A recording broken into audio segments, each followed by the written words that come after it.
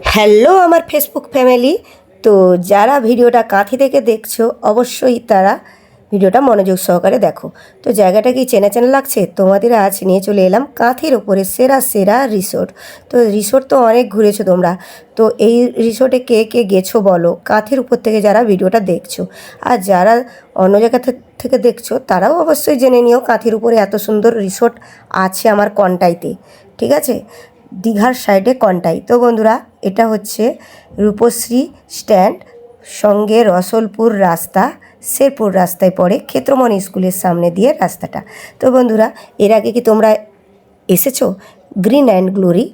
তো এখানে বিয়ে বাড়ি থেকে শুরু করে রিসেপশান, এনগেজমেন্ট, তার সঙ্গে অন্নপ্রাশন, আরও সঙ্গে তোমরা পেয়ে যাবে বড় অনুষ্ঠানের একটা হলঘর, সঙ্গে পার্ক, সঙ্গে রয়েছে দেখতেই পেলে একটা সুইমিং পুল। এত সুন্দর করে সজ্জিত কাঁথির বুকে হতে পারে তোমরা ধারণার বাইরে। হয়তো কাঁথি থেকে একটু দূরবর্তী হয়ে যাচ্ছে, কিন্তু কাঁথির মানুষেরা কিন্তু খুব ভালোবেসে ফেলেছে এই গ্রিন অ্যান্ড গ্লোরিকে। তো আমরাও ভালোবেসে ফেলেছি, তাই চলে এসেছিলাম এখানে, তোমাদেরকে একটু কিছু মুহূর্ত শেয়ার করে দিলাম। আর যারা যারা ভাবছো এখনও যে কাঁথির উপরে কোথায় বিয়েবাড়ির রিসেপশান, এনগেজমেন্ট বা কিছু করতে চাইছো, তো দেরি না করে ঝটপট করে এই লোকেশানটা দিয়ে দিলাম, অবশ্যই বুকিং করে ফেলবে। আর খুব ভালো লাগবে নিশ্চয়ই তোমাদেরও। আমার তো খুব ভালো লেগেছে।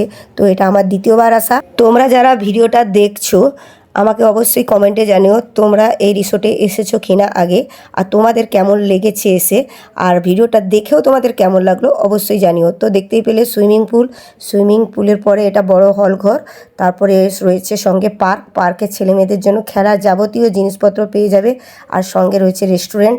তারপরে চলো খাবারের রুম, বা কোথায় বিয়ে শাদি হতে পারে, বা জন্মদিন ওকেশান অথবা রিসেপশান, এনগেজমেন্ট, এটা ও রয়েছে, এই রুমটাও নিতে পারো।